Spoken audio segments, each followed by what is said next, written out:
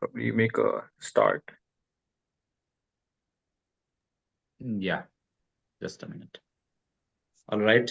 So welcome everyone. We'll wait for another 2 minutes and then we'll formally start with the event. And meanwhile, Jijo, make sure that everyone is muted and their videos are off.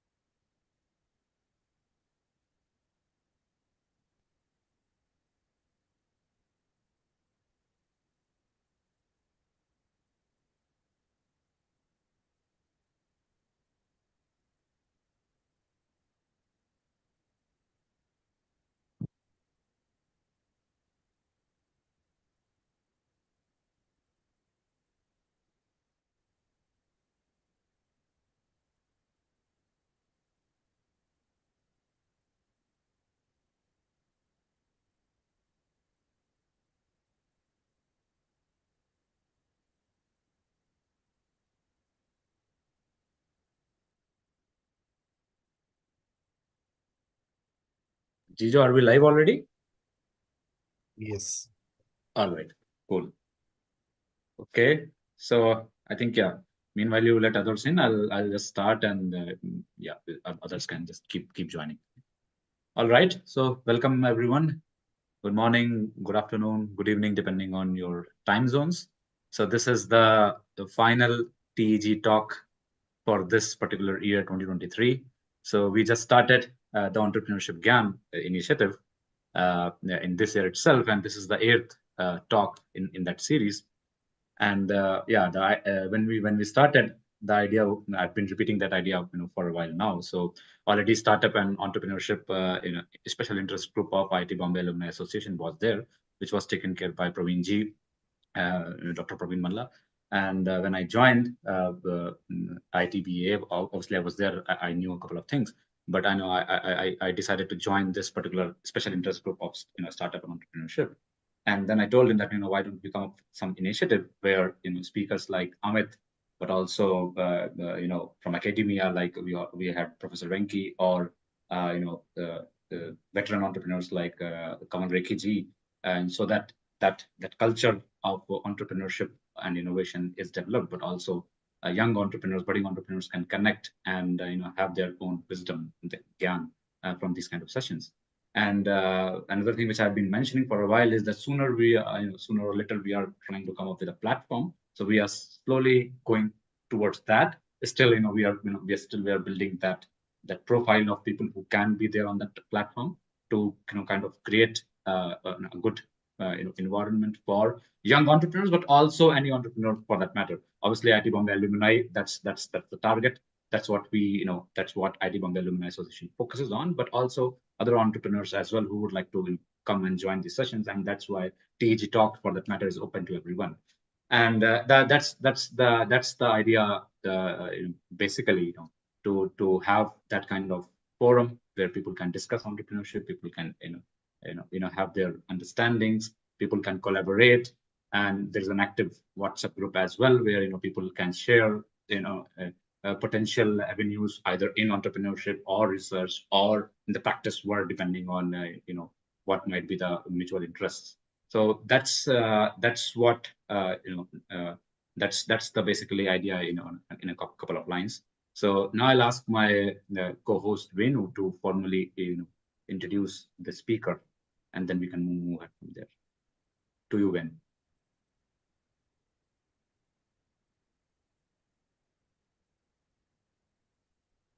Just a moment. Feels nostalgic at the same time to think that we just think back and feels like, oh, yesterday only the TEG had started. So great to see that we're ending the year on a fantastic note. So it's been an endeavor to bring diverse speakers And in one such initiative, we've been fortunate that we've sourced Mr. Amit Kumar as a speaker for today. So Amit brings in a diverse set of experiences. To call out his current, he is the co-founding partner at our venture funds, which is a SEBI registered AIF that invests in early stage sector agnostic startups in India. He has over 20 years of experience in VC, finance, business scalability, and he's a qualified chartered accountant. At our ventures, he spearheads the investment strategy, due diligence, and portfolio management, as well as advise and mentor entrepreneurs that they back. Co-founded the maiden fund of 150 crore rupees in October 2022 after successfully raising funds from multiple investors. Previously, Amit was the CFO of a B2B e-commerce startup where he scaled up the business from 4 to 300 employees and raised about 22 million in funding. Amit has also extensive experience in management consulting, business strategy, risk management, audit, and system processes. His mission is to help startups and SMBs grow faster, smarter, and more sustainably. So definitely with the diverse set of experiences, Amitji, we are very curious and eager to learn a lot from you through this session today. So I'll pass on the stage to you. So over to you. Thanks, Venu, so much for the lovely introduction. Obviously, I have not written it, so which is nice. And Vaibhav, thank you so much for inviting me for this session. Welcome, everybody. As Vaibhav said, good morning, good afternoon, good evening from people joining across the world, and this being live streamed is fantastic. Now, we are coming to the end of the year, a year which from the startup investing perspective is not one of the best years that we have seen in the last 5 to 6 years as well. So 2023, if you see, overall investments have fallen pretty drastically.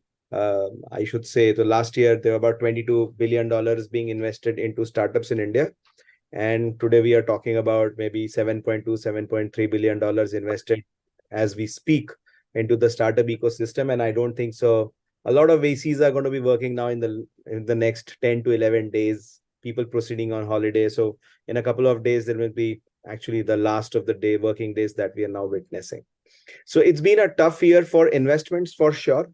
But when it comes to early stage investing, the data is something else and the trend is something else. Early stage investing has always been our forte, and we have been investing in a lot of startups, not only from the fund, but also from the network. So our ventures is one of the prominent angel investing networks in the country, and we have invested in close to about 125 startups, more than 200 investments. So what we primarily look at is early stage investing, and I'm sure that there are a lot of people who are looking at early stage investing and also founders. So the topic that I've taken today or picked up today is not to do only with investing. So it is about as I said, the white, black, and gray of startup investing. And it's not just always black, it's not always white, but also there are pretty grays that we are typically talking about. So let us start with nicer things first. As we say, I've been a Toastmaster as well. So we follow the technique, which is say nice things, then we recommend certain things and close on a nicer note as well. So let's just begin with the whites, and I'm going to be dividing my whites into two parts, which are nicer things because white looks nice, although I'm wearing a black t-shirt. But when you mix black and white, it becomes gray. So that's the analogy I've typically picked up. So let's start with the whites, which are in favor of startup investing from the founder's perspective. And every element that I'm going to be picking up, then I move to the investor so that people understand what investments are into early stage companies and how they can circumvent certain things. So the first white that we have for the founders is, what is the advantage of early stage investing for a particular founder? Well, the biggest advantage is that they get the wings to fly, and that is why we call angels angel, not because they're actually angels, but they are angel investors. So they give you the ready-made money initially so that you can get the wings to fly. You are just learning at this point in time, and you must have gone back to your friends and family. You would have put a certain savings of yourself, but what you really need is someone to now help you get those fresh wings to start flying, or start now the your business that or the idea that you have typically conceptualized. So as a founder, the biggest white that you always have is at least you are getting money. A lot of people are not able to even raise funds. I think that is one of the most critical factors. If you are able to raise funds as a founder, one, you obviously get the funds to begin your journey as an entrepreneur in a more organized fashion. And I think the second biggest advantage that a founder has is that he is now getting external validation of sorts. There may be people who love you, their friends, family, and then say, okay, collectively, we are giving you 25, 50 lakhs because we just love Amit. He's a good person and we should give him that money. He's today or tomorrow is going to return that money. What about angel investors? Do you think that angel investors actually love you and they love your idea and they love your company? Well, I want to break the ice today in this case by saying that they don't love you at all, neither the business nor the money, nor the company that you're building. All they love is the money that they're investing and the returns they're going to make from it. I think that is the first thing that the founders should definitely keep in mind is, if the angel investor is nice to you, then make sure that you make him nicer by giving him returns that you have promised, by executing the business plan that you have typically gone ahead and presented to him. So that's the first white that we have, is that he gets the wings to fly and there is external validation from people whom he does not know and people who don't love him, his business or his company. I think when you have early stage investors, the other white that you have is that you are getting mentors and advisors. I think there are a lot of people who are angel investors per se in today's session, or maybe there are also growth and late stage investors. Obviously, I wouldn't know the profile of people who are joining today and attending. But yes, the founders have this beautiful white of getting mentors and advisors in form of angel investors. So angel investing is not just about going and investing money, but also investing your time sometimes, right? Because you don't want that the founder is putting the money not to so good use as you obviously want. So if they are not treading on a path which you think is correct, then they can appoint you as a mentor or an advisor as well. And that is what actually founders look at when they are also looking at angel investors. So you may be industry experts, you may have sectoral knowledge. More importantly, you may have some sort of time available to you, so that then you can, as an investor, angel investor, also commit and invest not only money, but time for these people. Now, initially, founders, please be aware of the fact that you cannot afford a lot of people, a lot of good talent at the early stage. But if you have mentors and advisors in the form of angel investors, I think you have got a fantastic white in that place. And the third white for the founders is very, very clear. They have a massive wealth creation opportunity. Now, there are only two ways to create wealth. Number one is to invest money. Number two is to become a founder of a company, which then raises funds. And then you have a lot of shares of that company and become successful. Then they raise funds later. And then you can obviously then offload some part of your equity to create wealth, and then you start investing as an investor yourself. Now, nobody has ever become rich and wealthy by saving money, by hoarding money with themselves. You have to keep investing, whether in good times or bad times, and that is how you can actually create a lot of wealth.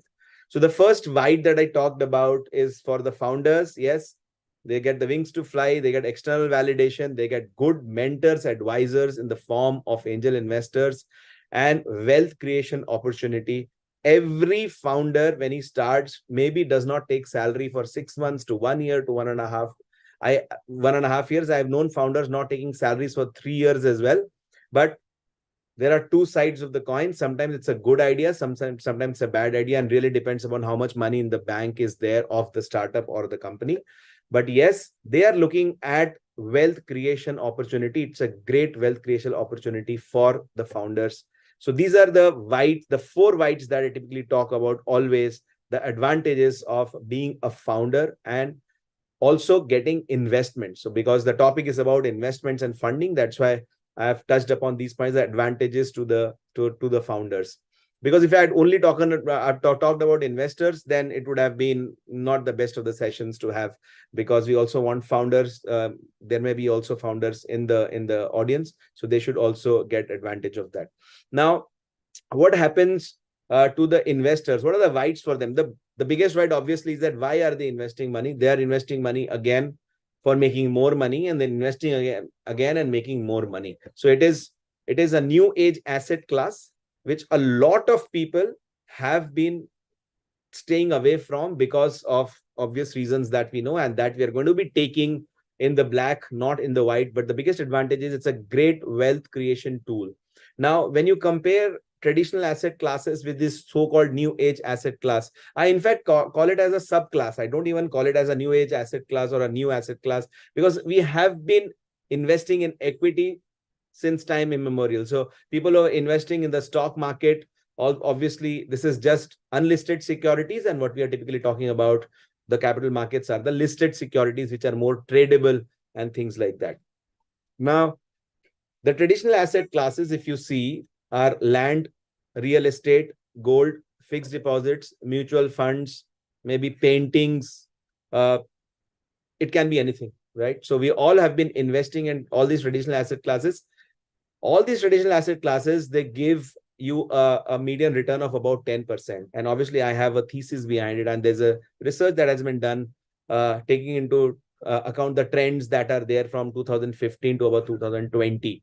So fixed deposits in India, you see what kind of returns are you getting? What, 5.5%, 6%? Stock markets giving you returns of about 15-16% or 14-15% annually always. So that's a great asset class. Then you have gold, which keeps on increasing very steadily.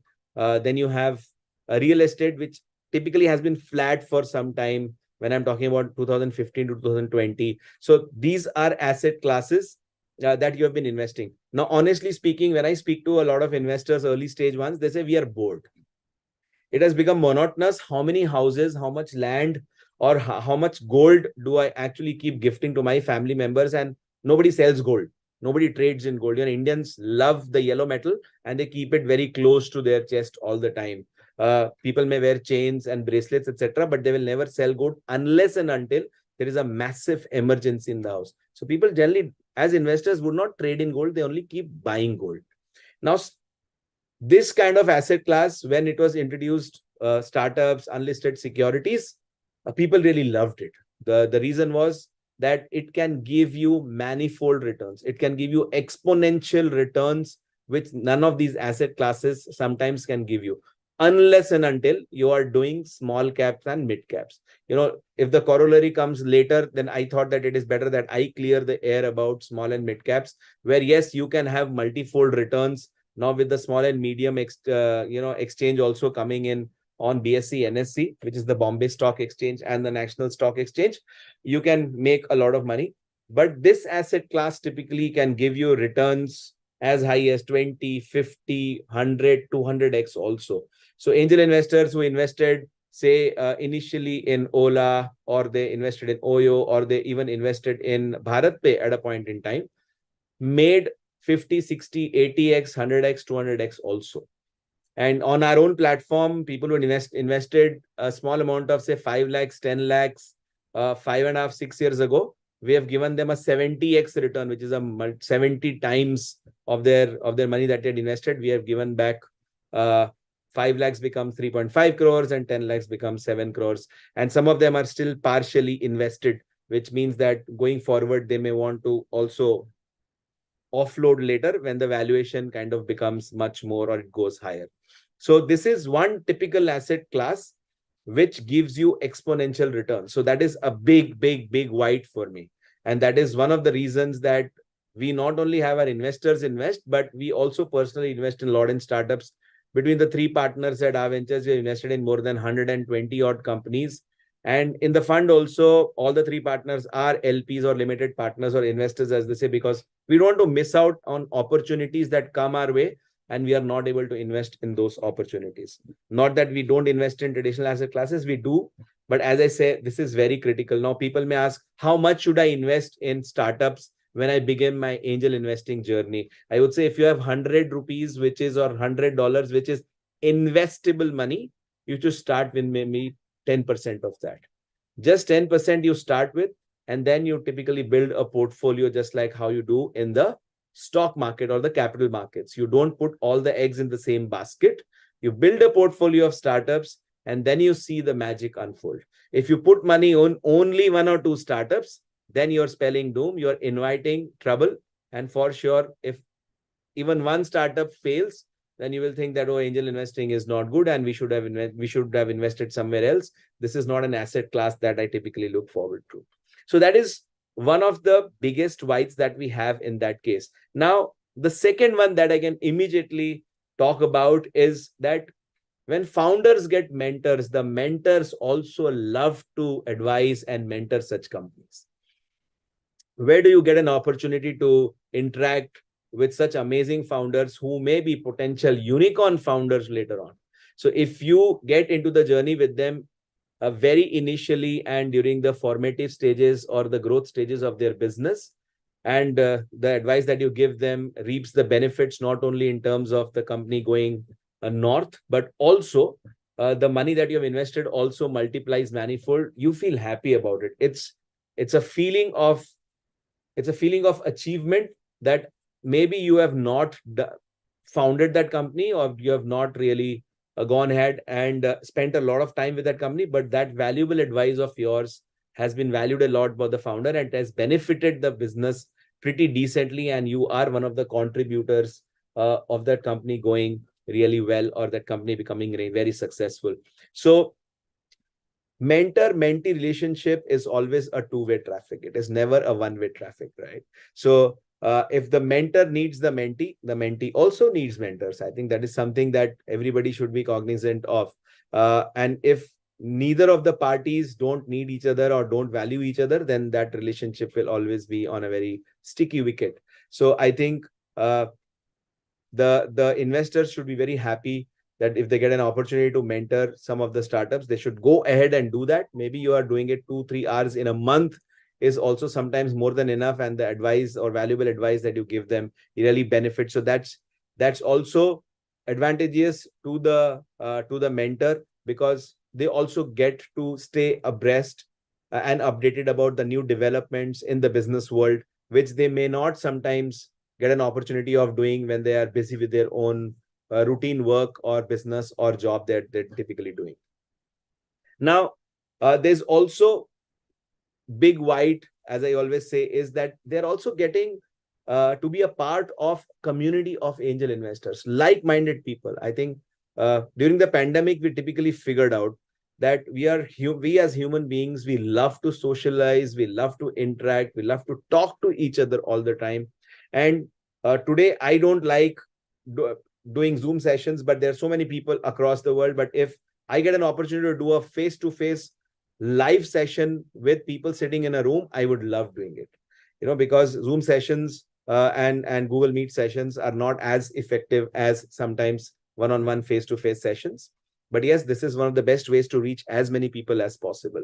So community of fellow investors helps you not only share opportunities, insights, and knowledge with each other, but also builds friendships, etc. So you say the best organizations across the world, they have always thrived on the concept of fellowship and community. So we have a lot of investors who keep on talking to each other. And the best part is we have a lot of founders. We have about 125 founders on a single WhatsApp group, and they keep talking to each other. Sometimes somebody has some tech issues. Sometimes people want AWS credits, and unused ones are given to other founders. I think it's a great way to collaborate and make each other's business successful, and also collaborate and make each other's investments successful. So I may be getting an opportunity to invest in a company, and if I am part of an investment group or investors group, I can ask Vaibhav and Venu to join in, and sometimes or some other time they get an opportunity, they can always jump in and say, I think you should invest in this company because it's doing great. I'm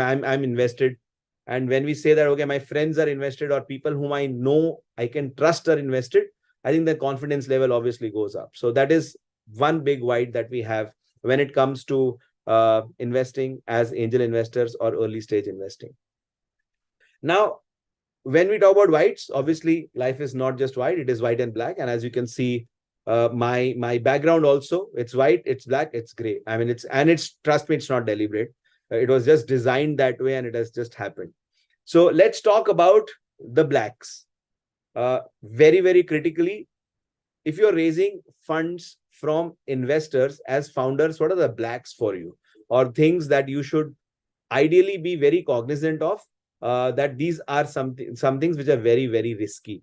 Now, first one, entrepreneurship itself is risky. It is one of the most adventurous things that you are doing in life, is to become an entrepreneur. Your enterprise may fail, and then you may have to go back to work, or you may have to start another enterprise. Now, if you figured out that I am using the word enterprise, that the enterprise is failing, so all the entrepreneurs here should give yourself a pat on the back, because enterprises fail, entrepreneurs never fail. There will always be advantages, positives, learnings from being an entrepreneur, right?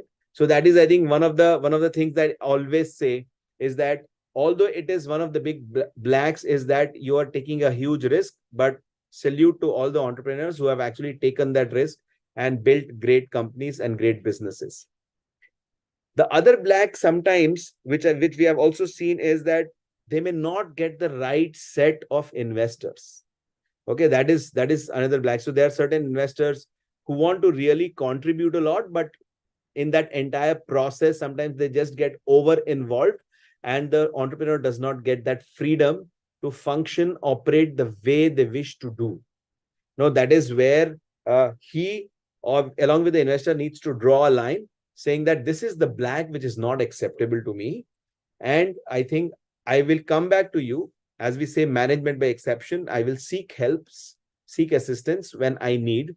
But this is one black I don't want to get into, is that I get an investor who keeps on nagging me all the time, annoying me all the time by asking me questions, sometimes which are obviously relevant, but sometimes which may not be relevant to the business as well. So to the founders, I think you should be very, very wary of the fact that please be choosy of whom you are taking on your cap table. Now, this may seem a little pompous, and the investors may think that some founders are arrogant, but I think they also have the choice to select investors who should be on the cap table and who should not.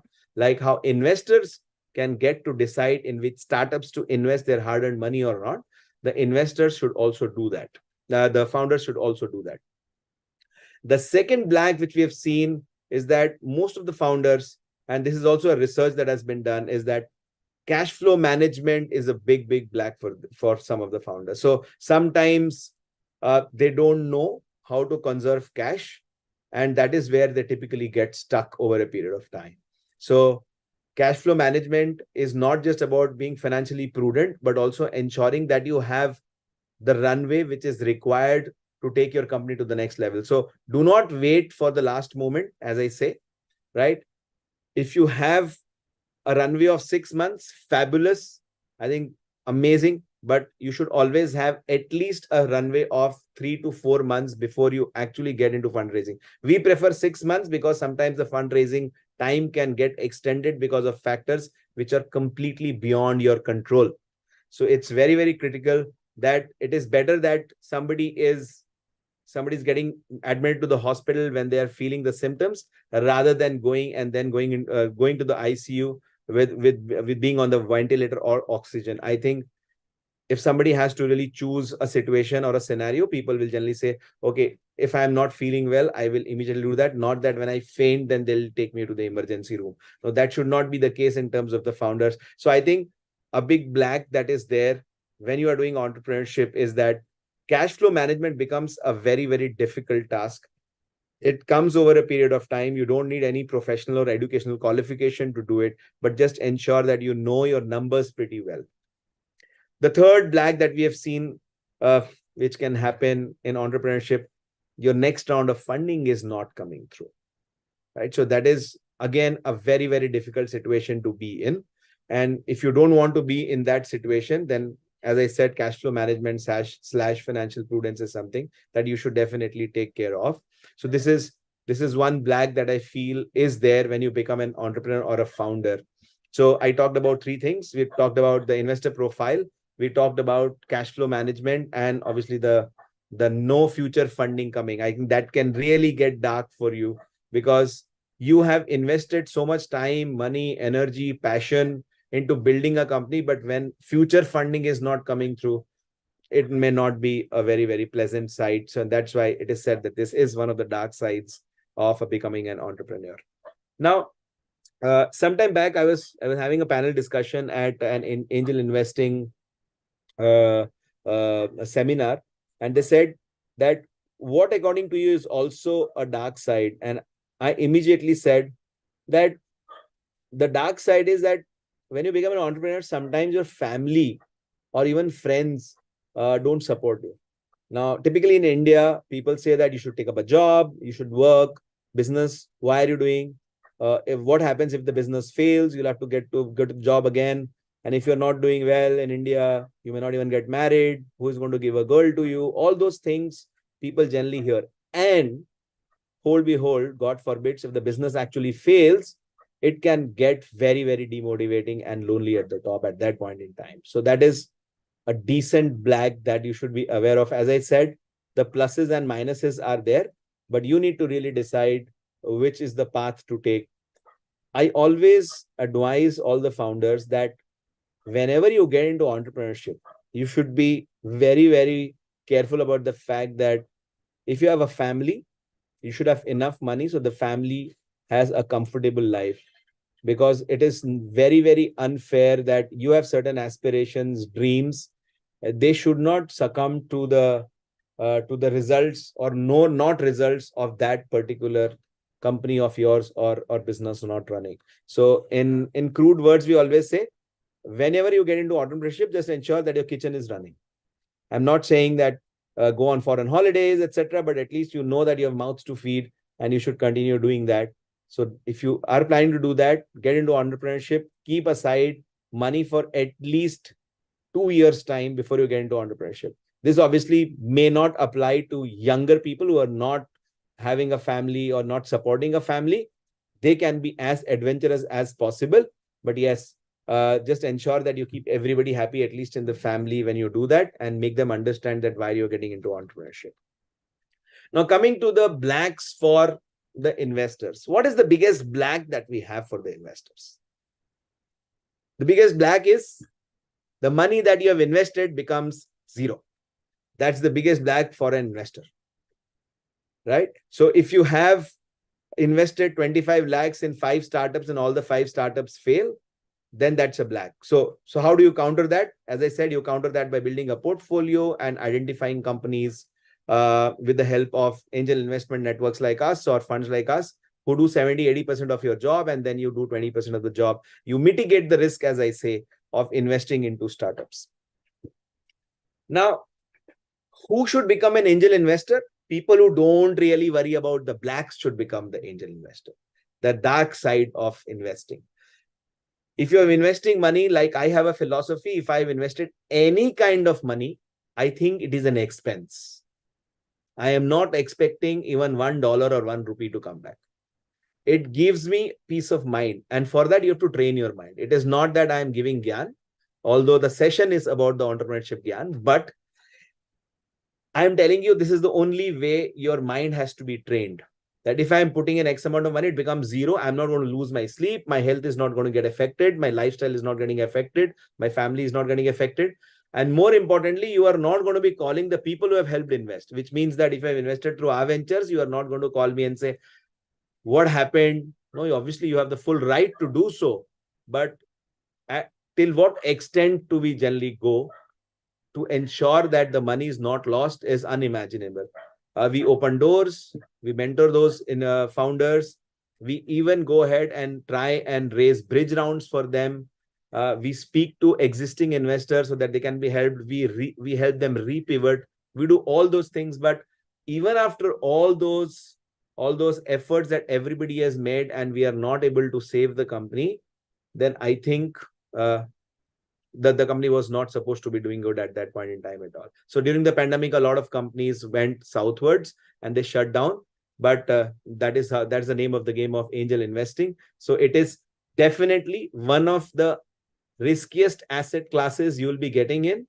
So as I said, if you're losing sleep and your health is getting affected by doing angel investing, do not do angel investing at all. Be ready to lose that money, and you will be a happier self, and you will attract more positivity, trust me, and you will definitely make money from angel investing.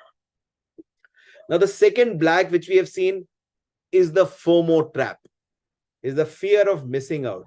Everybody is investing in startups. I also have to do it. And when you start doing it, you sometimes in a hurried fashion or in haste take decisions which may not be the best for your money. So when you start angel investing, start small, start slow, and don't fall into the trap of fear of missing out. Because as soon as you do that, you will continuously keep investing. Now, unfortunately, whether we like it or not, you may find people who may give you misleading recommendations, advice, or even opportunities, saying that you are definitely going to make money. We are guaranteeing you that you will make money in this business. Trust me, there is no guarantee to life. Therefore, there is no guarantee to even angel investing. Your money can become zero. Anybody who's giving you that kind of guarantee, I think you should definitely stay away from such people. Openly, I keep on saying in all my webinars, in my sessions, etc., that if you are ready to take the risk, then you should become an angel investor, or you should not. So don't get into that FOMO trap that I have to become an angel investor, and that's the only one of the ways I will become rich. I think that's one black you should definitely stay away from. So that is one dark side of angel investing. Now, the third one, I wouldn't call it as the dark side, but trading between the gray and the black. The reason is because the taxation I'm going to be talking about. The taxation in angel investing for investors is on the higher side in India. So you pay a 20% tax if you hold the securities for 2 years' time. If you do not hold it for more than 2 years, you exit before 2 years, it then gets added to your income and you're taxed at the highest rate that is applicable to your particular income slab. Which means that if you're already paying a 30, 35, 40% income tax, and if you are exiting before 2 years, then yes, you are going to be paying a lot of tax on the profits that you have made. Well, there is no harm if you make good profits, no harm in paying tax to the government. But an ideal scenario would have been that you hold the securities for 2 years, then you pay a 20% tax, okay, which is much lower than a 30, 35, 40% tax or the slabs that we are typically talking about. Now, as being in the investment fraternity, we have made representations to the authorities, to regulators, to Government of India as well, that unlisted securities should be treated as at par with listed securities, which means that your capital gains should only be 10%. The capital gains tax should only be 10%. So you'll have more and more people coming into the habit of angel investing and also investing more, right? And very critically, this has been examined and they're still thinking about it, okay, but no assurance because they obviously make a lot of money from capital gains as well. And the holding period also should be reduced from 2 years to about 1 year time, just like how we have in the listed securities. So in the listed securities, whatever share market you're investing, you hold the securities for 1 year, 12 months. And when you sell after 1 year, you are taxed at 10% capital gains, which is fabulous. So we are doing that. So that is one of the dark sides also of angel investing, is the higher tax incidence. If you want to consider it as one of the blacks, for me, if I'm making money, I don't mind paying tax. If I am making more money and early money in less than 2 years' time, let us pay tax and we sleep in peace. That is very, very important. Whenever there is white, whenever there is black, there has to be grays in life, right? So whether it is your hair as well. So let's start with what are the grays for the founders. Number one, founders find that these legal terminology, term sheets, shareholders agreements, whatever is written, they sometimes don't really understand. They think that they're gray for the founders. Maybe over a period of time, they learn how the shareholders agreement, etc., or the legal agreements are in their favor. But unfortunately, if you don't have good legal guys by your side, legal folks by your side, then that can actually become a gray area as well. So you need to really learn the tricks of the trade and have clauses which are not only beneficial to the investor but to the founders as well. So what we do here at our ventures, we have a very balanced shareholders agreement. We protect the money of the investors, but also just ensure that the founders are not really squeezed so much that they lose all kind of motivation in running their business, and the entire effort of returning your capital with returns is then gone into thin air. I think that is something that we don't want to do, and that is why we say that no point in getting into legal tangles, as we say, whether it is shareholders agreement or later on if the company does not do well and it shuts down, is something that is definitely a big gray for all the founders that are doing typical business. The second gray, which is there is, and that's also research, is the co-founder issues. I have a co-founder. After some time, both of us are not in sync with the vision, the ethos that we personally have. Maybe our personal attributes are now not matching, or something has gone wrong.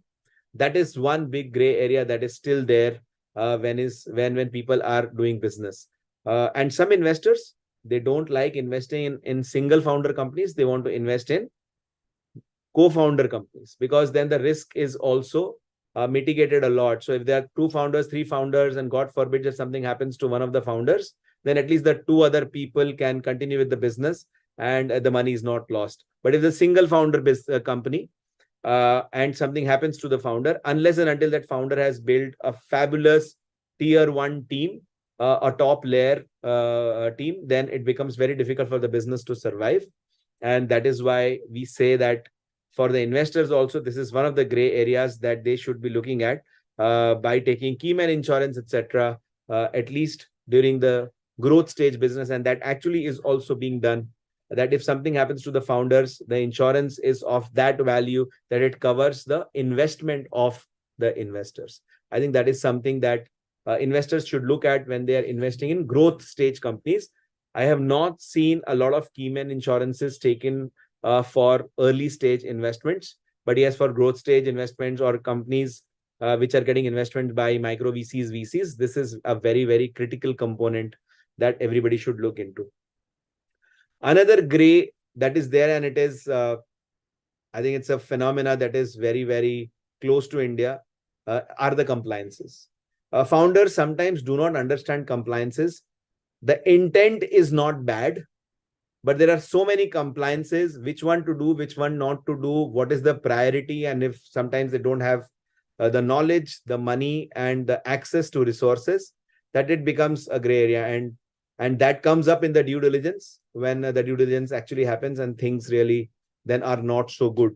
So having a good compliance team after at least the first round of funding is very, very critical. So that is for sure a gray area, and compliances are a gray area because new compliances can be added at will by the government authorities. And if you are not aware of that, it becomes a problem of sorts. And when it comes to compliances, obviously the taxation also is there. Sometimes there is angel tax. Sometimes there is no angel tax. You take a certificate, then there is no angel tax. You sometimes have to give a valuation report, then there is no angel tax.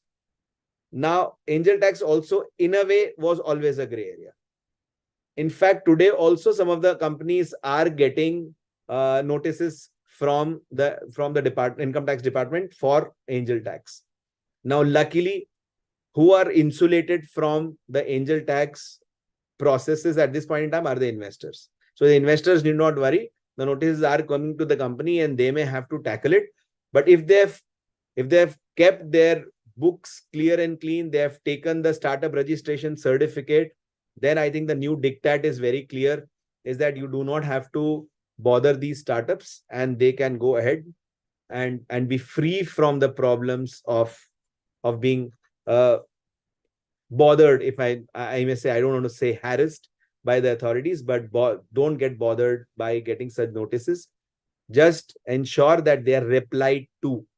So that is why I call it a gray area, because they sometimes do not know notice has come. It is lying somewhere in their closet or in the drawer. and they've forgotten, and then it becomes a problem. So let us, as founders, ensure that you reply to each and every government notices that comes your way. It will no longer remain gray. It will turn into white, and you will be doing business in a more hassle-free fashion. What happens? What is the grays in terms of the investors? I think the biggest gray, I always say, is access to quality deals or access to quality startups. Sometimes it becomes so difficult to evaluate which is a good startup, which is not a good startup from an investment perspective. I respect all entrepreneurs and all companies. That's why I'm not saying that no startup is good. They all had great intentions to start a startup, and they wanted to build a product, a company which is world class. But yes, you as an investor need to decide which company to invest in when it comes to early stage investment. And that is one big gray, trust me. And that is again where, people like us who've invested and we run a network and a fund will help you to shortlist such companies. You can go ahead and do that. Now, as there was co-founder issues, now the investors may also face issues with founders or promoters. One co-founder left, the other co-founder is now depressed. Now, what do you do as an investor? Because now it feels that he has no longer interest in the business. Then what happens?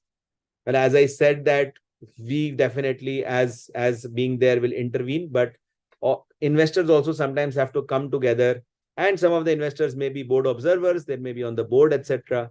Some influence will have to be made on these founders to ensure that the business keeps running and it reaches a level where the investors can get their money back. Forget about the returns. At least you'll get your capital back and you'll be happy about it, that $10,000 has not become zero that you have typically invested in a business.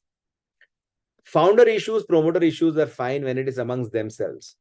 But what really happens, why I call it a gray, if the founder decides, I no longer want to run this business. It is time for self-actualization. I want to go to the Himalayas and I want to really now forget all material things in life. I am on my way to attain nirvana. What happens in that case? That is the mechanism that we also have in our agreements, is that if after 1 or 2 years the founder thinks he does not want to continue with the business, we have vesting of securities or shares at that point in time. So even in early stage investments, we ensure that we have the vesting. What is vesting?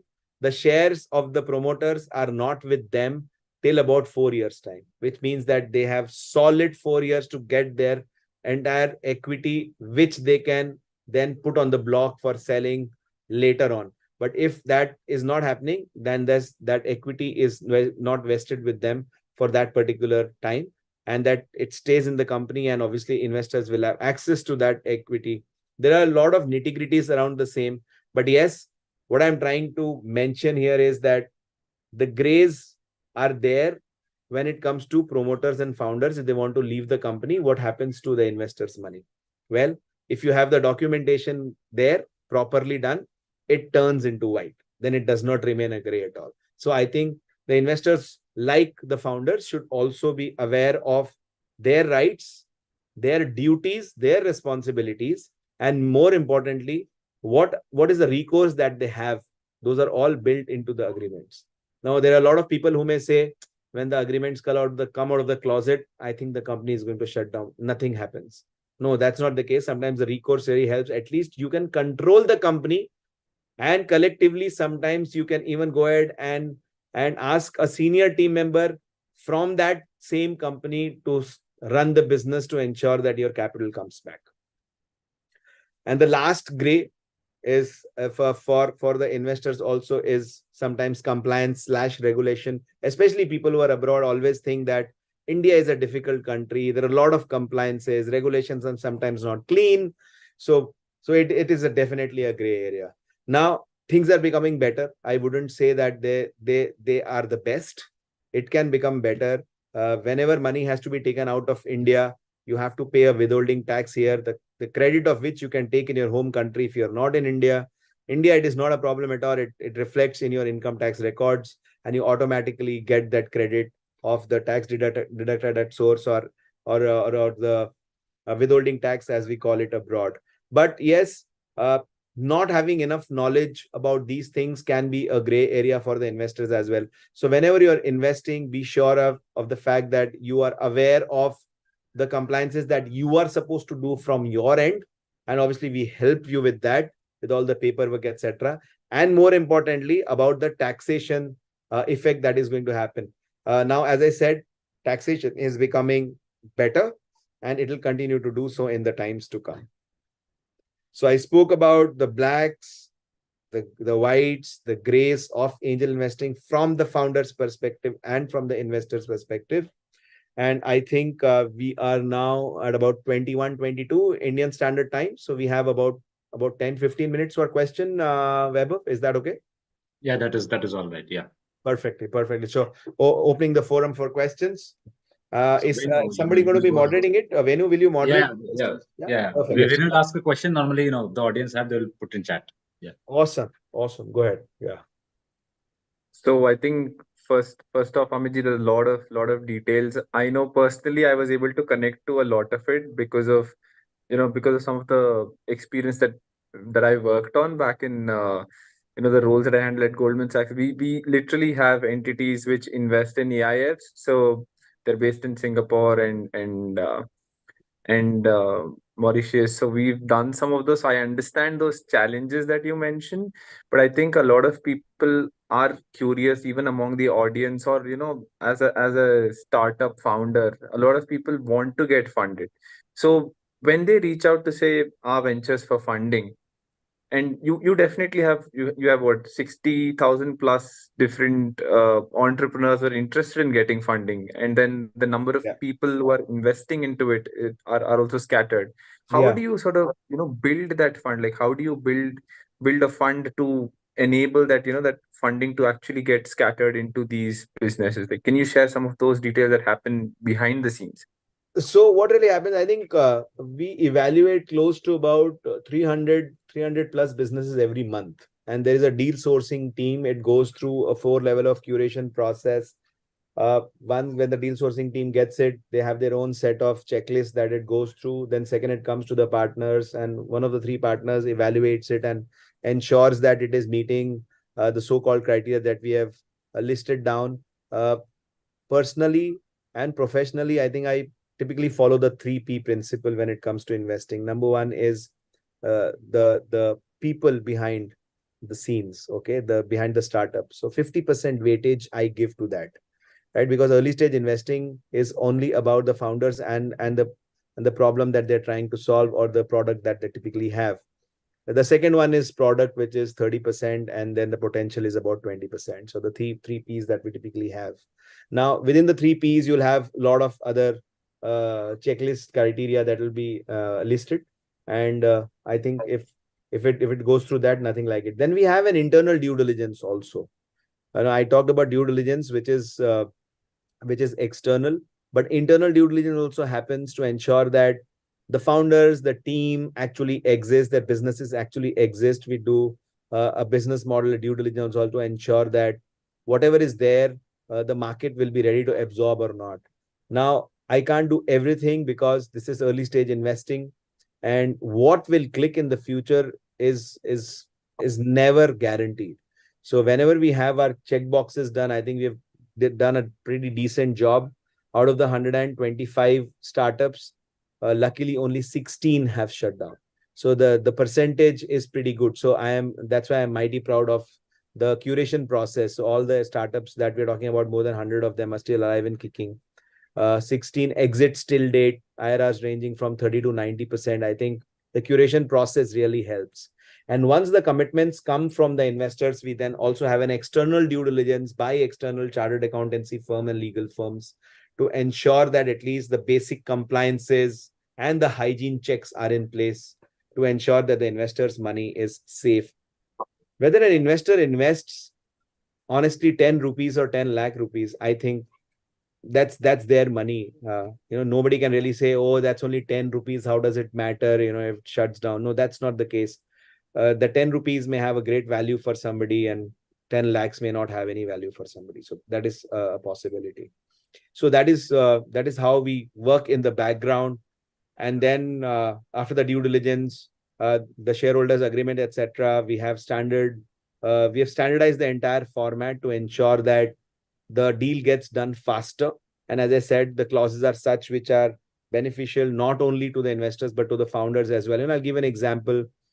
Founders, if there is a buyback that ever happens, we never have a clause which says that the founders have to buy back the securities if no exit happens over a period of 4 to 5 years.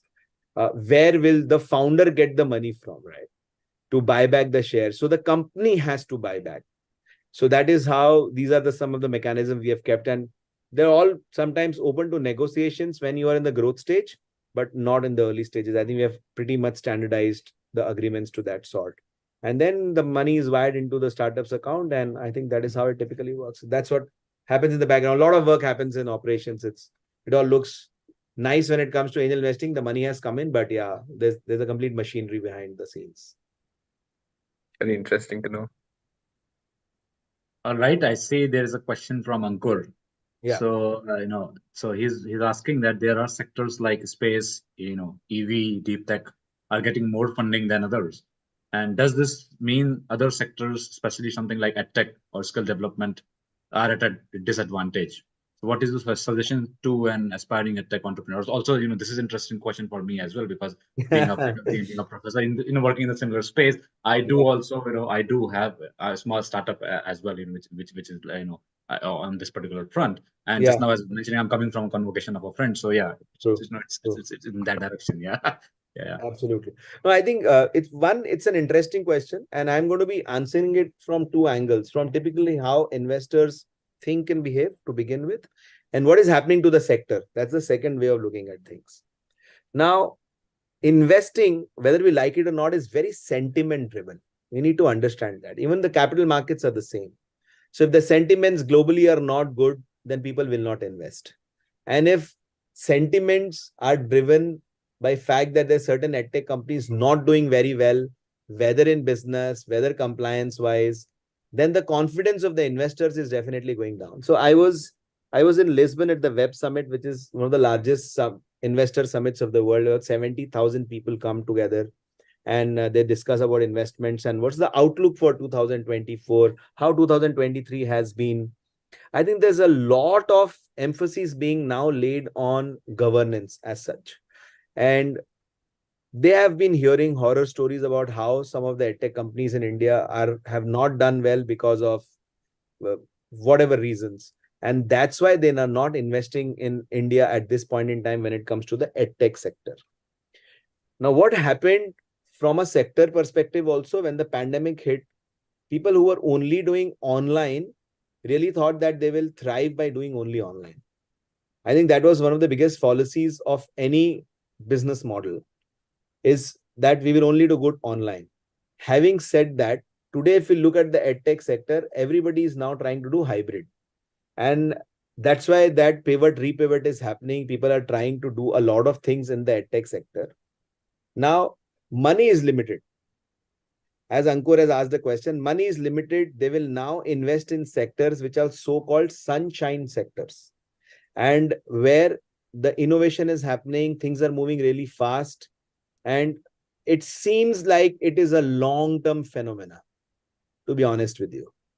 And edtech during the 19, 20, 21, it looked like it's going to be a long-term phenomena, but as soon as the pandemic got over, everybody wanted, as I said, to go back to their physical classes. And that is where the problems have actually started to also happen, that monetization has become a problem. Second, having your customers to stay with you has become a problem, because as I said, we are human beings. Our mindsets are going to change over a period of time. So this is something that we are definitely looking at, and our ventures has got exposure to more than 20 edtech companies, by the way. So we have invested pretty decently. Having said that, are we going to invest in edtech going forward, or how is the outlook looking in 2024, or what an aspiring edtech entrepreneur should be doing? I think very clearly, if there is a solid business model which demonstrates a specific USP. If you're going to be part of the crowd, it's going to be really, really difficult to get funding. Second, I think if you are doing something which is different is fine, but also in a profitable way right from day one is something people will be looking at. Right? And don't just rely on something which is completely online. It is going to be extremely difficult to sustain over a period of time. So that is my advice to an edtech founder who wants to be, say, in 2024. But yes, I will want to look at all edtech founders, because we believe that education in India is still at a stage wherein it needs a lot of improvement, and lot of innovation can go not only in the delivery of the education material or the content, but even the content that needs to be developed. Amitji, I know we're sort of 2 minutes over the time mark, but would you be fine if we extend by another 5 minutes? We have a couple of Absolutely. questions. 5 minutes, 10 minutes, not a problem. I also have a direct question. I mean, he's sent it directly to me. Is it okay if I just read it out to, so that people know? Yeah, sure. Please go ahead. Yeah. So what do you think is the minimum amount to start investing? Well, it really depends. But as I said, that if you come to our platform, minimum is 2.5 lakhs per investment. That is what I typically do. But there may be other opportunities where you want to invest only a lakh of rupees, or if you want to divide it by 80 to get the dollars, you'll typically get it, or 85. So there is no set amount that is there for investing. But please understand that the lesser you invest, when the multiple is even higher, it's no fun. So invest 5 lakhs, you get 5x is 25 lakhs. But if you have 20 lakhs to invest, you get 1 crore rupees. So I think it's a game of multiples. But I would be safe to say that if you want to start investing in India, about 2.5 lakh rupees per startup is a good starting point. Yeah, go ahead, Venu. Great. So I'm going to combine just 2, 3 questions into one, which have a similar theme. So Yeah. one we've seen is, do you invest in startups which take, say, a longer duration to develop? Say, if they take 2 to 3 years to develop, do they, do people invest in such startups? Yeah. As well as, what about investing in medical devices or core technology? Basically, how long do, investors wait, or what's their sort of comfort period with investing, and how's the situation in AI looking as of now, and say the future that you predict it to be? Perfect. So I think there are 3 questions together. So one, that deep tech technology, which takes about 2 to 3 years, we don't do that because we need traction. So we are not the right investors to get into that. But the first gear program that we typically run is for some startups which are just probably developing the product. And if it's something which seems like a rock star one, we may definitely have a look at it. It's not a complete no, but if you ask me what has been the trend or how we generally invest, we don't generally invest in companies where the product is not ready. But there are a lot of angel investors who have that knowledge about that particular domain, or they have expertise in that particular domain. They invest in such startups because they know that if the product comes out, it's going to be a winner, right? So there are investors, and there are also VC firms who actually do that. They invest money. Now, to those startups, if they are not able to get money from such sources, the government of India has got n number of grants for deep tech companies into space, space tech, robotics, artificial intelligence. When artificial intelligence for me is a horizontal, it is not a vertical. So that is very, very critical to note. And that is also helping me answer the third part of the question, is that what is the future looking like? AI is everywhere. AI is not a vertical, right? If you say whether it's automobiles, whether it's heavy industries, whether it is anything that you are doing on blockchain, AI is everywhere. You will need AI everywhere. So it's going to be very, very stupid to say that no, AI is not going to be the future. It is going to be the future. We are seeing it, but it's going to be across industries. So yes, if people are only thinking about saying that we are going to be investing in core AI, well, core AI is something very different than AI being present in a lot of sectors. So yes, people are going to be taking bets on that, and that will continue to happen for sure. Some of that is going to reap benefits which is not immediate, which is year 5 to 10. That is the horizon that everybody is looking at, because it's a new phenomena. It's going to take time to really give the benefits to or the results to everyone else. The second part of the question was about health tech devices. Now, there is a massive upsurge of people who are now going to be inventing or getting into inventions of healthcare devices. We have invested in at least 2 to 3 of them. I can immediately think of. One is a medical device which ascertains your stress levels by putting in a cap like a thing, right? It's called Neophony. And it also then gives solutions to reduce the stress, whether it is some kind of music playing, etc., etc. So that is, and they have put at places, they're put at corporates, they're kind of pods that then go lie down and then help you relax, etc. The second, we have invested in a company called Punar, which has made a health tech device. It's a robotic hand, which now helps in physiotherapy. So what really happens, physiotherapists, when they do physiotherapy for every patient, they sometimes may not remember what kind of physiotherapy that needs to be given, what kind of pressure and where the pressure needs to be put. But if there is a robotic hand that they're wearing and it is controlled by, say, a device and a software which has the data also that this is session 3 and this is the intensity with which it needs to be done, then the physiotherapy will happen that way. And a lot of data also is being captured to ensure that things become better. And this is for even very bad and chronic cases or injuries, which sometimes require super specialization to do physiotherapy. So the machine over a period of time will keep learning. So there is a lot of AI ML again also being built into the entire protocol of things. So yes, we do invest in healthcare / medtech devices, and we will continue to do so because we think there is massive future. Now, whether the acceptability of those medical devices is going to be there or not is to be seen. But any investor, I feel, should support the future of at least healthcare, if not anything else.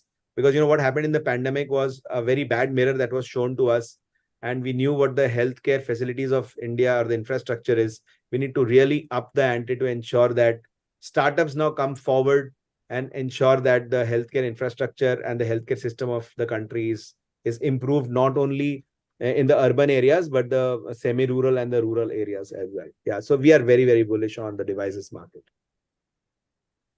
Got it, Amit. And I think just there are two other questions. Again, I'll try to combine those in broader themes. I think the people are interested in understanding the interest of investors in sustainability sector, particularly sustainable farming, and the scope of, say, cosmetic industry and its growth opportunities. Awesome. So for both, I think everybody's bullish. You have seen how the investments are coming through, not only in the agri-tech sector, but also in the beauty segment, in the D2C sector when it comes to personal care and hygiene and beauty. In fact, behemoths like Unilever, etc., now they have started actively becoming investors in some of these companies, not only helping them with investments, but also developing products with them, etc. One of our portfolio companies, they are building a new set of product, which is in the nutraceutical space with Nestle. So that itself is amazing because you're getting a validation from such a big, large company, which has been in the nutraceutical or in the wellness space, then they can go places. So yes, not only investors, but corporates, now they've started their own venture arms to invest in these companies.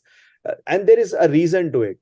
Innovation in the D2C sector when it comes to beauty, wellness, healthcare, nutraceutical, it happens because one, the startups are agile, not only in thinking, but also in their execution. Now, if a large FMCG company needs to launch a new product, it cannot do so in less than 1 year's time or maybe 18 months time, because it needs to go through a lot of processes, testing, approvals internally, etc. But if a startup has to do it, it can do it in 2 months. Now, they may launch 10 products where 5 may fail, 5 may do well, but maybe some of them are doing so well that tomorrow an FMCG company will come and just scoop you. So that is a big thing that people are looking at, and not only in terms of innovation, in developing a product, but also launching in the market and executing the entire business plan. So yes, very bullish on the cosmetic industry.